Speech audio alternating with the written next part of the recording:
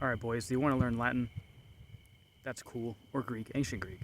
So, what do we think about that, right?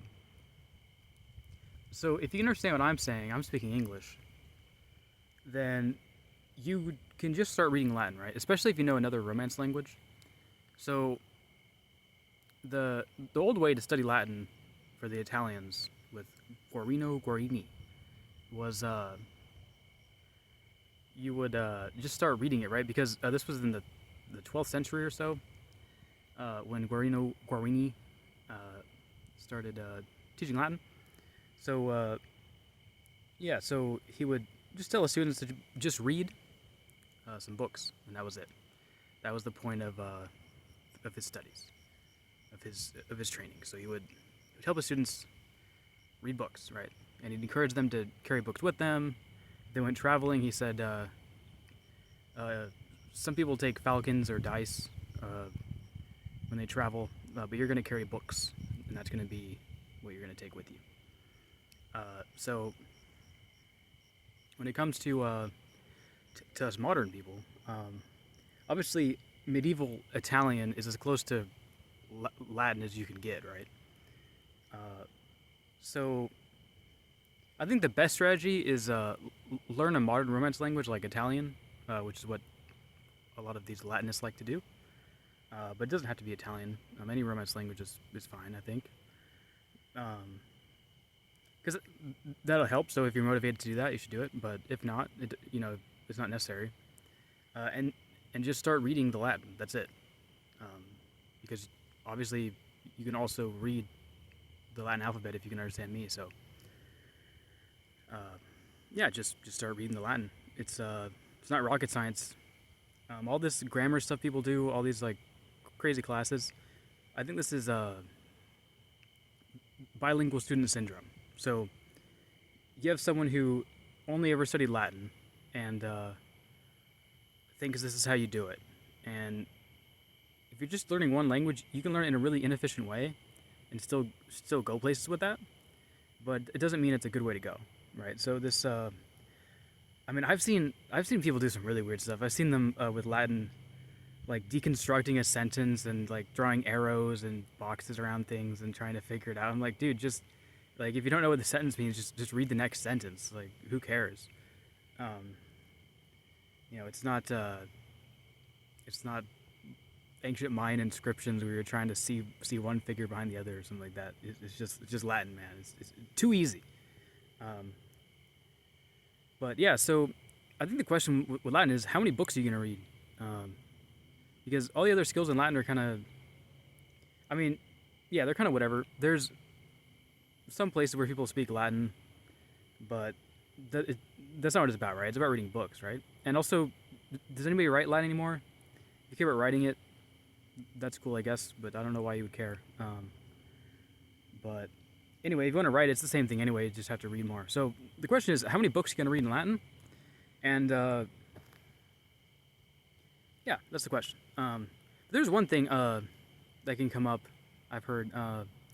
So if you read a lot of books in Latin, but you never hear it, it just doesn't hit your brain right, because languages are a thing that the brain processes in this kind of particular way. And if you just I've only ever read it and not really heard it spoken very much, it's actually apparently kind of a problem. So what Alexander Archies recommends, um, and I also think is cool, is just read it aloud, right? So usually reading aloud would be not great to do. So if you just picked up a Spanish book and you don't know Spanish, you start reading some horrible accent in Spanish, it's just gonna just it's just a way to build a really bad accent almost on purpose. But with Latin, it's fine because it doesn't matter how it sounds. So if you speak it with an accent, it doesn't matter because the whole point is just to make it more of a real language, right? So this goes back to the Guarino Guarini stuff because back then people would actually read books aloud. So when he was telling his students to just read their books, what he was actually telling them was read your books aloud because that's what everybody did. Um, oh, my light went off. New microphone this time, by the way. It's too fucking bright. All Uh,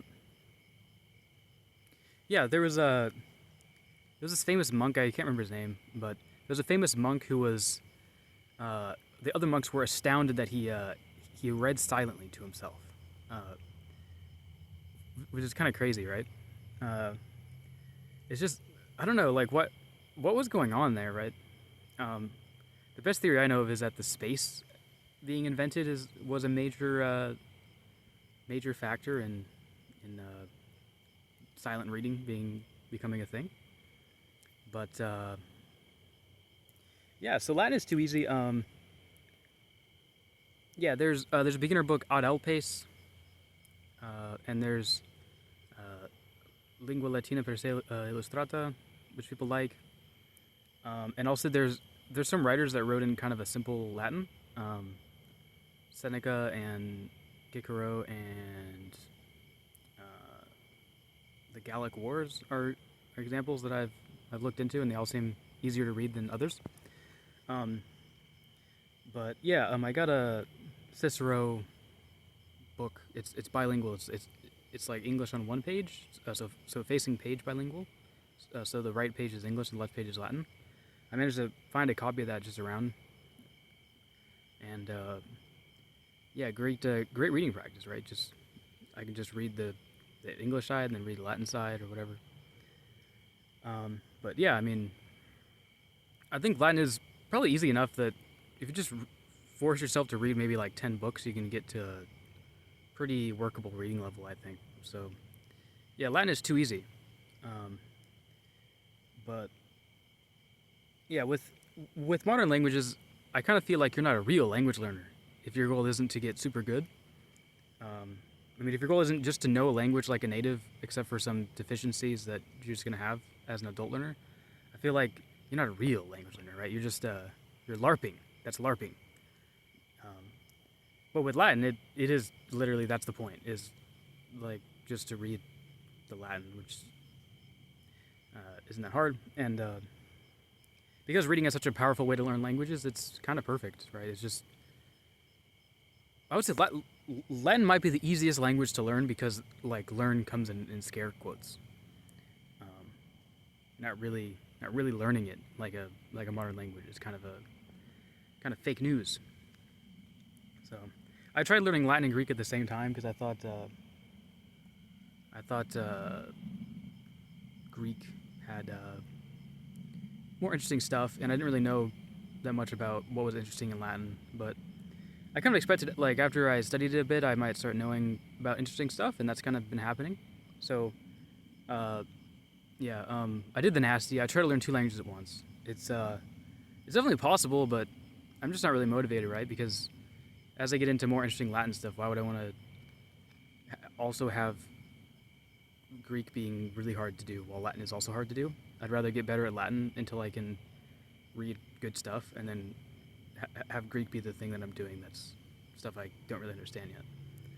So yeah, I'll continue doing my method of staggering them out like that, so that once you achieve like the next level in in one language, you can add the other language at the previous level, and then kind of have them staggered like that. So this is how I'm gonna do that. But yeah, Latin's cool. There's a massive literature of Latin stuff. It's kind of crazy. All kinds of forgotten stuff. Um, my uncle likes to read about these sword fighting and stuff like that, and I really doubt that hardly any of those have been translated. Um, yeah, I don't think hardly any of these things about how to use your sword have been translated because nobody cares, or, like, to translate them. Only people that are super into like fighting with swords, which is not very many people. Uh, but yeah, I bet they have these translations that people in their community do. But anyway, yeah, all kinds of stuff like that. There's all kinds of religious stuff. You can read the old church fathers or something. That stuff tends to get translated pretty quick. But yeah, and there's all this ideology that's been kind of forgotten. Like yeah, I'm trying to remember. I think it was Cicero, right? His he thought like the best thing to do is to is to get involved in politics and get involved with the state. And I read that and I was like, nobody thinks this anymore, right? Like, nobody thinks that the most philosophically correct action is to go run for office or something crazy like that. That's everybody thinks that those people are sleazy and lame. So I guess that's democracy, right? Anyway,